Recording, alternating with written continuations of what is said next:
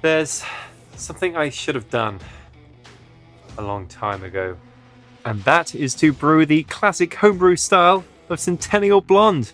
Cheers! See, I'm going to brew a Centennial Blonde, that beer style on Homebrew talk with like 140 pages of discussion. Honestly, I feel a little bit like a charlatan having never brewed one of these. It's supposed to be a pretty simple beer to make, but really quite rewarding despite the minimal effort required. So I'm going to mash these grains in here at 150 Fahrenheit or 66 Celsius. Pretty straightforward mash, just simple infusion. And I'm really not going to do anything fancy here. There's all sorts of different ways that you can brew this. I am just going to do a simple, basic Centennial Blonde.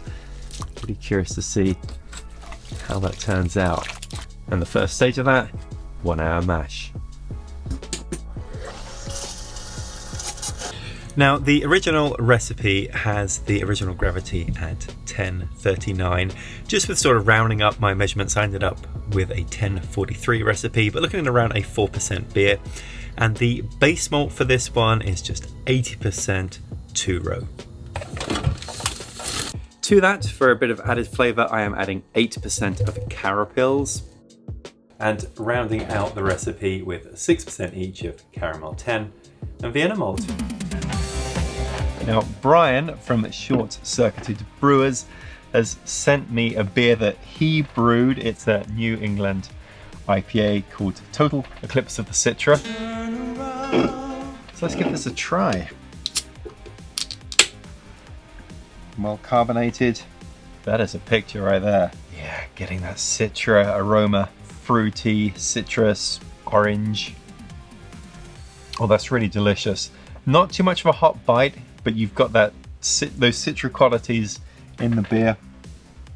Brian, this is a fantastic beer. Cheers, thanks for sending it.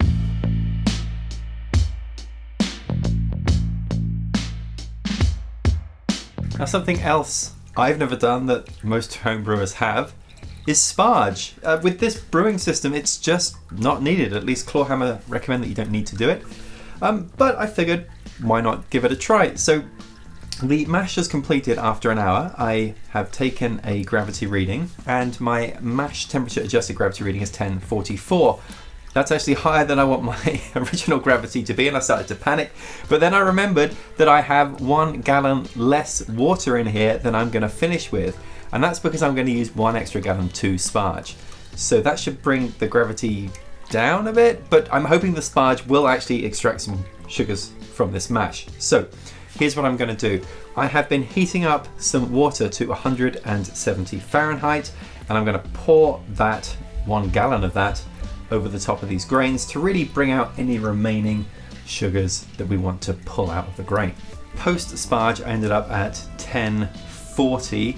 So did that do anything? Did I extract anything from that? I mean, it's less, but I started with 4 gallons and got to 1044. Then 5 gallons got me to 1040, so more water. I don't know. Hops wise, well, you'll just need 2 packets of hops, Centennial, obviously, and Cascade. And we're really using very small amounts. We're adding in 4 additions, each will be 0.25 ounces each. So the schedule is Centennial goes in first at 55 minutes and 35 minutes, and then Cascade is added at 20 minutes and 5 minutes. Boil complete, cool down to 70 Fahrenheit or 20 Celsius. My gravity reading, my final gravity reading is 1044, which is really what I was looking for. So Sparge, no Sparge, it seemed to work. Now for the yeast, I'm using Nottingham yeast. This is a dry yeast, and I have rehydrated it. The recipe does call for rehydration. The way I did this is I added about 100 milliliters of warm water, actually just from the same water that I used for the Sparge. I let it cool in here until it got to around sort of 30 to 35 Celsius. Added in the yeast, and it's been sat here for about 15 minutes and ready to pitch in. Fermentation with this is pretty quick, should take not much more than a week or so, probably leave it in here for 2 weeks move it to a keg, and then this taste test.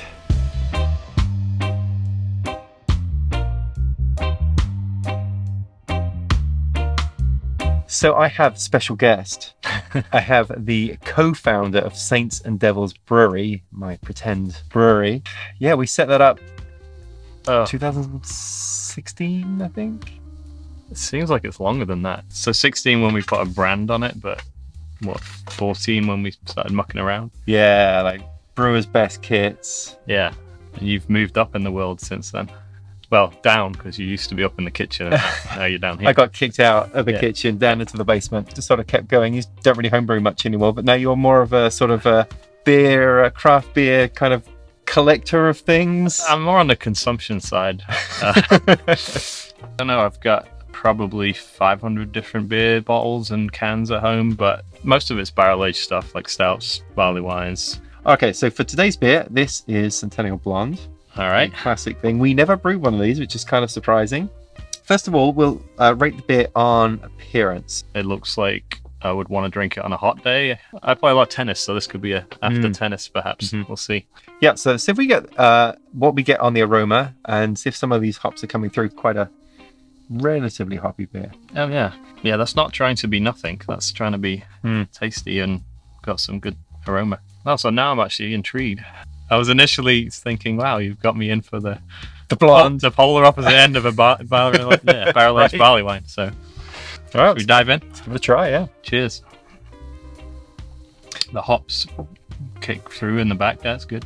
To me, it's like quite surprisingly hoppy in terms of bitterness. I think a lot of people would really like this. If you said to them, try my homebrew, this would be an easy win for a large crowd, because they'd be like, oh, it's got some flavor. It's immediately beaten the baselines of like Bud's, Coors, any of the light beers is way beyond that in taste profile.